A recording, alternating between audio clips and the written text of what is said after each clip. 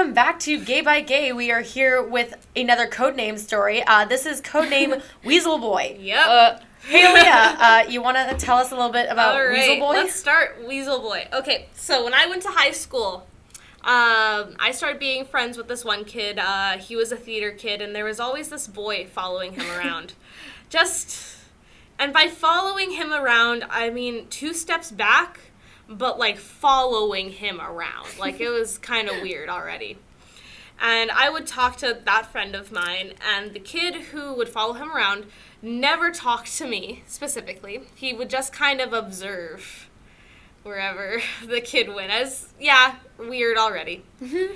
And then somehow that kid and I started talking a little bit awkwardly.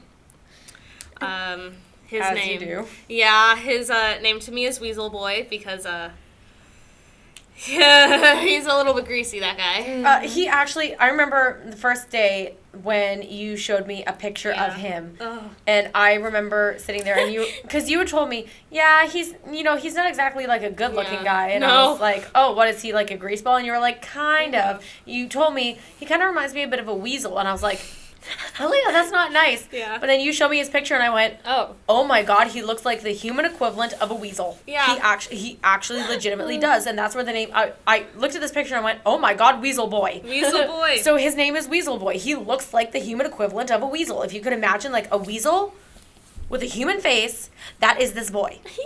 Weasel Boy. Okay, so this is around the time me and Moderate Dick, my on and off boyfriend of almost 4 years, and I had broken up for the first time. I was 15. We were dating for 3 months. We broke up. I was crushed. I thought that, oh my gosh, this guy was it. He was the love of my life. That's it. No more. My it's life over. is over. My life, you know how you're a teenager and It's the first love, Yeah. right? Where it's like, this is the first real relationship you have gotten you're into. straight and When you think you're straight. when you think you're straight and you think you like a guy. Gosh, I was crushed and I was very, very lonely. So I started talking to Weasel Boy, and he admitted that he had a crush on me. And I was like, oh, okay, maybe I could get in on this. Maybe we can be something sometime, someday. So I started talking to him. That's a bad idea. Kissed him a couple times, cuddled a little bit, was like, spend a couple, English. Galaxy brain. Spend some time getting to know him, and then I kind of decided, he's kind of creepy. He's Gross. Yeah. He's moving a little too fast. I don't think I would want to be with him. So I had gone up to him in person. I didn't do it over text or anything because I had respect for him. And I was like, hey, I know that you really like me and stuff, and I know that we've kind of hung out, but I don't want to date. I think that we're better off as friends. And he said, okay, and went home. That should have been like the first red flag. The second the second a person like that says, okay, I feel like that's a red flag for, I'm going to totally escalate this shit later. And then the next day at school, he came to school, and he had scabs all over his knuckles. And I was like, oh, shit. Told you. So I asked him, and I was like, oh, what happened? And he said, well, I got very mad, and I punched my wall a whole bunch of times. Oh my God. And I was like, oh man. And I don't know if this is when the creepy texting started, but I don't think he ever really let go of his feelings for me, despite me saying, I just want to be friends. And I didn't have many friends in high school, not many close friends at least. So I was like, you know what, I want to keep him on as friends because, like he was there for me while I was vulnerable and I was lonely and stuff like that. And I don't want to just like pull someone close and then shove them out because that's not me. No. So I was like, okay, I want to try to be friends. I want to try to be there for him because he had some struggles too, He had rough childhood and everything, like, as you do. Once again, feeling bad, Yeah. right? And he would start, texting me saying, oh, But I just want, I don't care if we have to be friends. I just want to be there for you. I just want to make you happy. I just want to focus on you. And I was like, that's kind of... Very clearly not over you. Like, very clearly. Because that's the type of stuff that a significant other says. You know what I mean? Like... And then progressively we got into more and more arguments because I would say, I'm uncomfortable with the way you're talking to me. Yeah. And then he would say, okay, I'll stop. And then he wouldn't. He would just go farther. Yeah. And we would get into so many arguments to the point where I was stressed all of the time. Yep. You were a wreck. Yeah. I was dreading seeing him at school. He had kind of integrated himself into my friend group as well. He had, just like his name, he had weaseled his way in. He weaseled his way in to my life. In more ways than one, with his face and his personality. To the point where, like, there was no way for me to go to school without seeing him because he was friends with my friends. Yeah. At that point, he had very much made him a part. He made himself a part of your circle, and there was no way to get away from him. And during this time, he would follow me around the school now, walk 2 steps behind me, and it was just... You kind of moved on from your guy friend to you. Like, he had very much moved fixations here. He would always walk, like, 2 steps behind me. Even if we were talking, he would do that. And he was always staring at that booty, though. Whoa. You're welcome. The hip sway. You're welcome. Ah! Gross. But... No regrets. No regrets. It's not our fault you have a big booty. He would also just kind of, like, touch me in a weird way. Like, if I was in the... Why are you laughing? My mind immediately went, like, booty. Straight down into the gutter. No. He used to touch me in a weird way. Oh, did he? No, there was nothing sexual. Thank God for that. God, no. No, nothing sexual there. I was still a virgin at this time, too. So I was nothing sexual there. And so, like, even if I was, like, sitting in the cafeteria, he would, like, try to, like, noogie my head or, like, pat my head. Oh, that kind of weird touching. Yeah. Like a pet.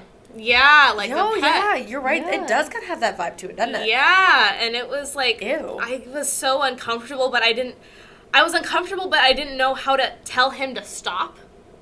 Without being a straight up, like, bitch about it? Yeah. And being like, fuck off? You're not that type of person. I'm not. I'm really not. Unless they really piss you off. But remember, this is the personality trait that gets girls into trouble the most, I feel, is feeling bad for people and not knowing when to draw the line and say enough is enough. I'm not putting myself through this. How to put down boundaries. Yeah. Oh, man. Because we feel bad for setting those boundaries. And it's such a toxic trait. It is. I wanted to be his friend, too, because then... because as soon as I started being like, oh, I'm kind of really uncomfortable with this, he would start pulling them. But I need you. I'm really sad without you here. I'm really depressed. I can't go on without you. And I'm like, that's manipulative shit. I don't like that. It was like that. And I remember us getting into, because we had like, I want to call it a love-hate relationship, but I did not love him. It was more of a you feeling bad. He loved you. Yeah. You felt bad. Yeah. And then anytime you would try to set a boundary, he would get mad and he would make you feel like shit. And so you would retract the boundary so he could just do and say whatever he wanted. Yeah. So basically he got you kind of stuck between a rock and a hard place. He got you pinned down and you didn't know how to, get yourself out of the situation. And I know there was this one argument we were in for days, and I was so tired of it. I came in for an early Saturday morning ballet class, and I gave my phone to Abby, and I said, Abby, deal with him, pretend to be me. I am not doing this anymore. I can't take this. Yep. It has been so long, and he is infuriating to argue with. There's just some people who do not, like, give in to what you're saying. No. Like, you'll tell them, no, this is what happened. No, this is what happened. And then you'll just keep arguing. He was as thick as a stump, as stubborn as an ox, and just, went my through Lord. one ear and then right out the other one. Yeah. Like, you had this ballet class for, what, an hour and a half at that point? Yeah. I spent an hour and a half messaging this kid, pretending to be Aliyah. And after that hour and a half, I handed her phone back to her, and I said, I can barely do this shit anymore. How have you been doing this for several days at this point? I am so infuriated because every single conversation was so cyclical with him. It would loop around and around and around with you trying to get the point through to this kid, and he would just he was as slippery as an eel. Ugh, he would just slide all over the conversation and manage to turn it around and turn it around and turn it around. And you're just like, would you just shut the fuck up and listen to what I'm saying? Yeah. And he would not get it. I don't think it's that he was dense, that he, really didn't understand. I think he understood perfectly well and just didn't want to hear it. No, not at all. He just wanted what he wanted, and he would find a way to turn things around to get what he wanted out of it. Yeah, and I'm not a conflict person. I'm not an arguer. You roll over. I'm a doormat. You are a bit of a doormat. So like a very curvy doormat. Yeah. Thank you. Abby, why is this doormat so lumpy? Sorry, it's Aliyah's ass. I don't have a lumpy ass. Well, you're like a hill. Which is why the doormat's lumpy, because it's just literally mostly flat, and then you just see this badum near the end of it. A badum near the end of the mat. Abby, what's that? It's Aliyah. It's my badum. It's your badum. Anyways. Have to get that stuffed. Yeah. Oh, God. You're welcome. Yeah, he would follow me around a little bit, and I would try to be nice to him, and he had weaseled his way into my friend group. Weasel. I had finally decided, you know what? I've had enough. He would try to scare me all the time when I was like, hey, I just don't really want to talk anymore. I don't think it's good for both of us. He immediately would always go, I'm going to go commit suicide. I can't deal. I hate that type of person to use like a mental illness or like a threat like that to try and control somebody else. Because they know that you will forever feel guilty. Yeah. And in a lot of cases, I feel like they don't even really plan on doing it. They just do it as a manipulation tactic. And I can't stand that shit. He would do it so often that I would be like, oh, Mom, I don't want to talk to Weasel Boy anymore. And then my mom will be like, don't talk to him anymore. And then I'll be like, oh, but he's going to threaten to kill himself again. Again. And it would happen over and over and over again because I would keep trying to distance myself and put down boundaries, and he would keep resisting. But one day I just finally got so done that I said, I'm not doing this anymore. I'm not talking back. You can keep arguing with me. I'm not answering your messages. I spent a while. He would spam me paragraphs and paragraphs and paragraphs, and then it would escalate, and he would be like, oh, but I love you so much. You're the only one for me. I can't do this. And I'm like, we were friends.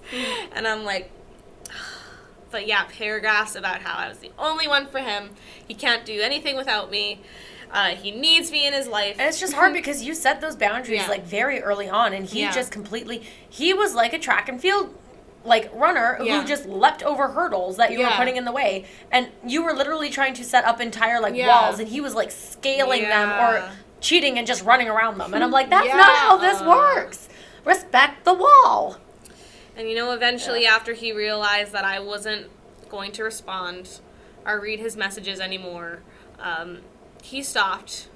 He was lurking. He would lurk through the hallways, try to, I don't know, walk past my classes and stuff. I don't know if I was just hyper aware of it. Well, because I was creeped out. Yeah. Because he had, again, come to school with scabs on his knuckles from punching walls. Where he had punched the walls when you upset him. Yeah, and I was very, very, very hyper aware. It was enough that at the studio we actually had his picture posted, and we had told all of the girls in the office basically, if you see this kid hanging around, come get one of us, come get one of the teachers immediately, or for me, because I'm the studio owner, it was like, if I'm in the building, come get me, don't tell Aliyah, and I will deal with this situation, because I am not letting him into the building, I am not letting him near Aliyah, and, I don't want to judge by outward appearance, but with Weasel Boy in particular, I'm going to give a bit of a musical reference right now. If you have ever seen Heathers the musical, Weasel Boy very much reminded me of JD. Oh, yeah, definitely. Absolutely looked like he could be a school shooter if he wanted to be. Do you know what I mean? Like, he looked like if you said the wrong thing to him at the wrong time, that he was going to go off and shoot up a school. Yeah. And I was so afraid of him showing up at the studio and causing problems. He did have that air of creepiness around him. Yeah, it wasn't. I mean, it was the creepiness, but I think he seemed unhinged. Yeah. Part of him seemed unhinged. Yeah, there was a lot of people I knew. Explosive. That's the word I'm looking for. Even the punching of the walls. Something, where, you know, he's literally doing something that's causing harm to Yeah. himself, but he is so explosive that he can't contain it.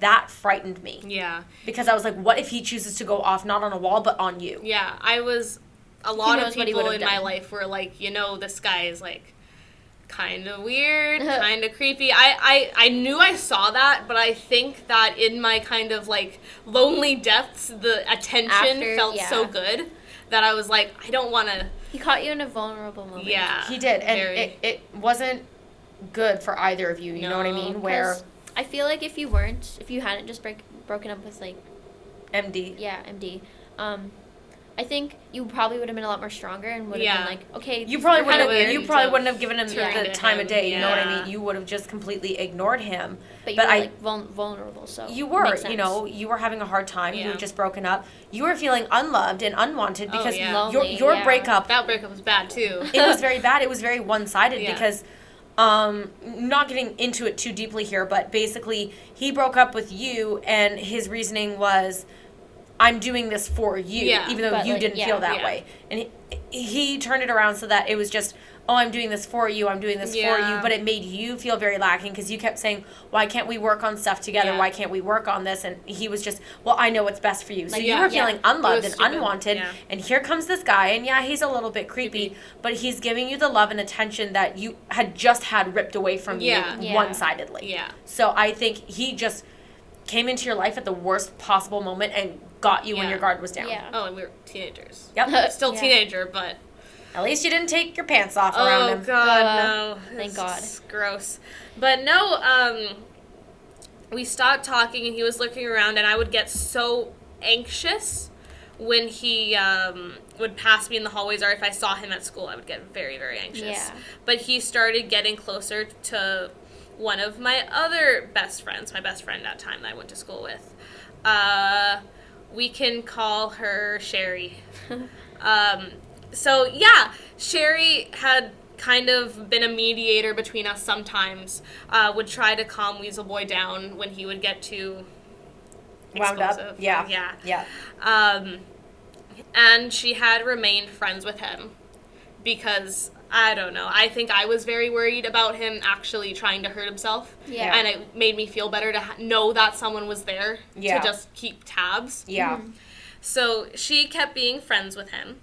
And then it turned to where he started kind of creeping up on her, kind of dropping hints of like, oh, I like you and stuff. And and then I think he said that because Sherry decided like, you know, this is very uncomfortable and Sherry will put boundaries. Yeah. She's quite good. yeah. at that. She's better at that. But she had kind of laid a boundary down of, no, I want to be friends. This Yeah. is not Yeah. what you think it is. Like the sort of, Yeah. you will not cross this boundary. You There will was- not cross this threshold. There was actually one point where he had said, but you told me you loved me. Oh my And God. Sherry went, I never did that.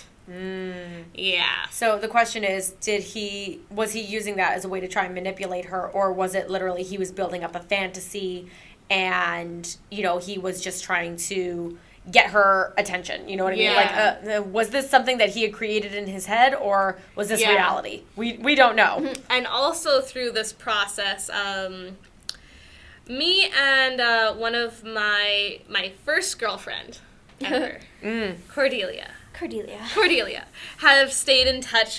We are very close now. She's one of my best friends. And I guess we weren't friends at this point yet. You guys had kind of drifted, We drifted. after you guys had broken up. You guys yeah. had kind of drifted a little bit. Yeah. But Sherry was still friends with Cordelia. So when I was having my issues with Weasel Boy, you know, she kind of kept Cordelia in the loop as, you know, gossip and all of that. 'cause Just sort of, this is friends. what's going on, this is what's going down. Yeah. And I guess in the midst of it, Cordelia had started talking to Weasel Boy despite them not going to school together because Cordelia didn't go to our high school. Yeah. And somehow, some way, Cordelia and Weasel Boy started dating. That's a mistake. So Weasel Boy started dating my ex-girlfriend. Oh. And they have their own very colorful story, but I know that he was very awful to her and very manipulative. Manipulative, yeah. Very bad. So I definitely dodged a bullet there. I'm sorry that Cordelia had to go through that. At least you didn't have to. I talk to her sometimes, and I'm like, you've seen the messages of him, like, walls and walls of paragraphs of him, like, confessing his love for me. Yeah. Why did you date him? And she would be like, I was kind of scared for him, too. I thought he needed help, but I thought, She thought she could be the one to fix him, and so, in a way, she ended up dating him to try and help him, when, in reality, that probably was not what he needed. Yeah. I think, if anything, don't look for people and try to fix them. Yeah. And you kind of have to set a boundary within yourself of, a relationship with a person doesn't mean you're the therapist. Yeah. No, absolutely not. Do not take on that role if you feel uncomfortable. And, I've got to ask, do you think that Weasel Boy ended up dating Cordelia because he knew that you guys had been friends? Do you think that was his weird way of trying to... He probably figured it out somehow. Manifest you in a weird way. And do you think that that's maybe why he got as explosive as he did anytime Cordelia kind of made it clear that she wasn't you and maybe broke that fantasy a little bit? Do you think that that's why he would go off on her? Because, fantasy's broken and he would go, this is not the person that I want, and he would just explode. Yes. She's told me all the time about how he used to ask questions about me, or he used to tell lies about me. He had told her that we had sex, and I was like... Did Cordelia and Weasel Boy ever do that? Yes. Cordelia, no! I know, it was very... I feel very bad. Yeah, I remember that was cringe. My condolences, Cordelia, if you're listening. Oh, dearest condolences. We care about you. If you need therapy, we will help find you a therapist, because that's going to give you some PTSD, let me tell you. Yeah, he would talk about me all the time, apparently. And that's so horrible. Very much, I feel like he was kind of using her as a surrogate for you, because he kind of knew he couldn't get with Sherry, which is the first person he tried who was close to you. And so I think Cordelia was the next closest thing that he could get to you. So I think he tried to use that in a way either to get information on you or to try and replace you. And I think, very, very toxic. That wasn't fair to Cordelia. And, it's not fair to you for him to go after one of your friends, because I'm sure that kind of put even more strain, because you and Cordelia had already kind of drifted apart a little bit at that time. And I think it was so unfair for him to, like, insert himself in the middle so that anytime you would try to repair bridges with Cordelia, it would make things harder for you. And then with Weasel Boy constantly in Cordelia's ear telling all of these lies about you, like, that could not have made things easier. Me and Cordelia, even before we dated, have been friends for years and years. I remember when she told me that he had told her that we had sex. I looked at Cordelia and I said, oh, did you think that was, like, true? And she looks at me and she goes, no, not at all. Well, at the very least, she didn't believe it. At least she didn't believe the BS. But, at the same time, that was so unfair of him to do. I think that put both of you in, like, a very bad position. I think it was both awkward and both a very connecting experience, because we both... You can reminisce about the tragedy that you survived. And how horrible he was. Like, I know, like, when you're in a relationship and you do not like hearing about your partner's exes. Yeah. So, like, that was kind of, like, what it was like. Yeah, she said it was very weird. So it was weird. But you guys weren't even dating. It was more like his past soulmate. Yeah. So it was weird. Yeah, I don't know what Weasel Boy is up to now. Probably out there somewhere terrorizing some I hope he hasn't shot up a school yet. Yeah. Hey! Moves to, like, states and shit. Oh, gosh. I'm just saying, he's the type to do it, He is the type to do it, and you can't deny it. I will not. As I said, if you've ever seen Heathers, he reminds me very much of JD. And if you've never seen Heathers, what the hell are you doing with your life? You need to go and watch that musical. Go watch it right now. It's absolutely amazing. But go watch that musical, look at JD, and then go, oh, shit, that's what they're talking about. Yeah. Yeah. Yeah. Psychopath. Yeah. Psychopath. Very much so. I don't know that I would say psychopath. I would say, at the very least, narcissistic. Yeah. Everything was always about him, and if you broke his fantasy of himself or what he wanted, like, he would explode like a narcissist would. Or I would very much say a bit of a sociopath, where only his emotions mattered. Nobody else's mattered. He did not care about how he made you feel. He did not care about how Cordelia was feeling. No. He only cared about what he wanted and what he was feeling. I would not like to, I understand that he had some very serious mental health issues, and he should get help for that. But at the end of the day, he just was not someone I could see being with. Yeah. No, in absolutely general, not. Absolutely not. Ugh.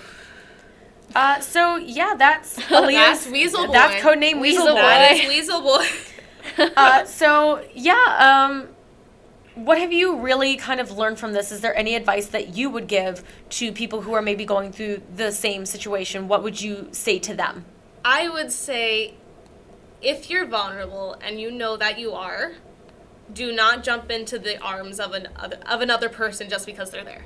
Yeah. And it's very hard when you're feeling down and you're feeling low and you're feeling vulnerable. It is very hard to stand on your own 2 feet because you feel like you're at rock bottom. And it's very hard to sit there and find the strength within yourself to pick yourself up and carry on. It is so easy to look around and try to find a surrogate, to find someone to lean on. Like, if you can barely take care of yourself, how do you expect to take care of someone else? I really do think that was me being self-destructive. Very much so. And you inadvertently ended up putting yourself into, the path of, I'm not going to call him a dangerous individual, but, you put yourself in a bad situation. You really did. Like, you kind of put yourself on the train tracks, and you were kind of, you left yourself laying there with the train coming, and it was like, Aliyah, are you sure you want to do that? Just let me suffer here a little while. That's all right. Yeah. But no, if you're vulnerable, if you're not having a great time, make that decision to not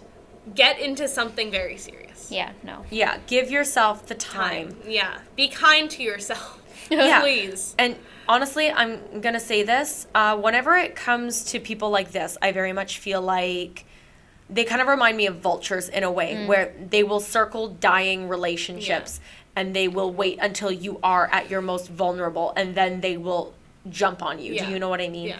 And I feel like Weasel Boy absolutely, he waited for his opportunity. He saw it and he jumped all over it. And he knew you were weak, and, it just allowed for this whole situation to happen. Yeah.